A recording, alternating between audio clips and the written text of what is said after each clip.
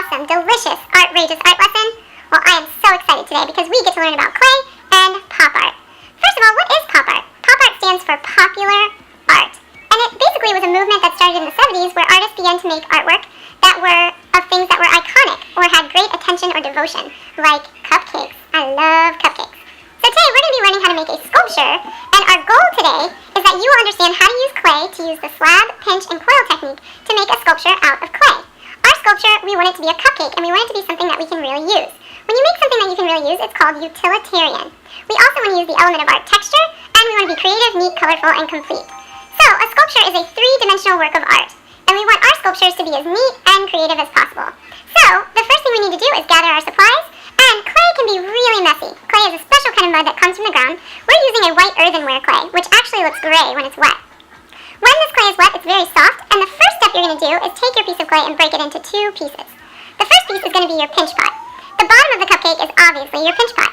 So once you roll your clay into a ball, you stick your thumbs into the middle, and then you start turning and pinching your pinch pot until it looks kind of like a cup or a bowl. This is going to be the bottom part of your cupcake where you can actually put things in once you're finished. Now, you want to make sure you don't pinch too hard because you don't want the sides to be too thick or too thin. So after you get done pinching, you can actually take a little bit of slip and you can smooth out the edges and make sure that it's even and smooth. So I like to use a little bit of slip or a little bit of water and just smooth out the sides with my finger. Now, once your pinch pot or your cup is about a ½ inch thick, you don't want it any thinner or thicker, then you want to add the texture of the cupcake on the outside. I like to use things like this piece of cardboard, which I tore off the edges, and it makes kind of like a bumpy texture on the outside of the cupcake. We can also draw the texture, so it doesn't really matter what you use to add the texture. You can draw it or you can press something onto the side. So I'm using cardboard, I'm tearing off the edges, and that's what I'm going to use for the texture.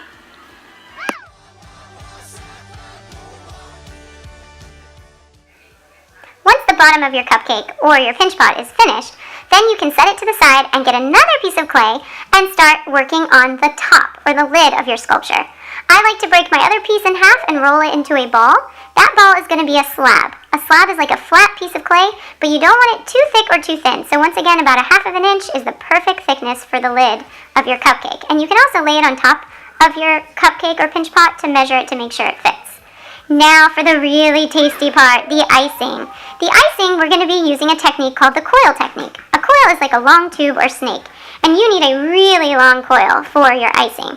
So you're going to take your piece of clay, and first you're going to squeeze it with your hands until you get a round tube, and then you can start rolling your coil on the table. You can use both hands and the flat part of your hands to roll it so that your coil is even and smooth. If it gets really long or it starts to crack, you can add a little bit of water, or you can break it in half and roll several coils.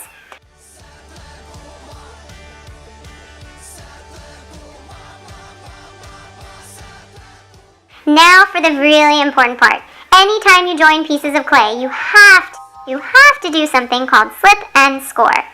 Slip is the muddy clay that you use to glue pieces together, and scoring means scratch. So I like to use things like toothpicks or even a plastic fork to score my edges. Every edge that you want to glue together, you need to add slip and you need to score it, or it's going to fall apart or break off when it dries. So I'm going to start with the first coil on the base of the lid, and I'm going to start wrapping it around in a circle to make what looks kind of like an icing for the top of my cupcake. I'm going to keep adding coils and adding slip and score until my cupcake starts to get smaller and pointier at the top, or basically until it looks like some icing or frosting. So if it doesn't look like that, you can take your coils off and start wrapping them around again. They should get closer and closer together, so it gets kind of smaller and smaller. Now, once you like the shape of your icing or your coils, I like to take some slip and a paintbrush, and I like to fill in all the edges with slip so I can smooth it out. Now for the creativity. What do you want your cupcake to have? Is it going to have a cherry? Is it going to have sprinkles? You want to add lots of details. And I had a really funny idea.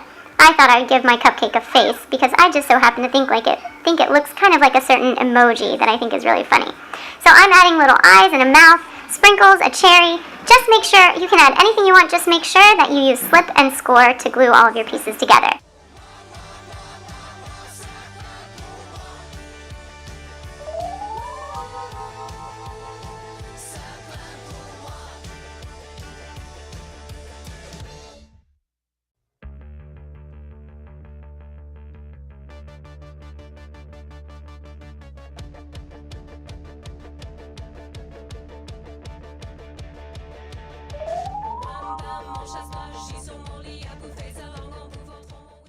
And then finally, the most important part of any sculpture or artwork is your name.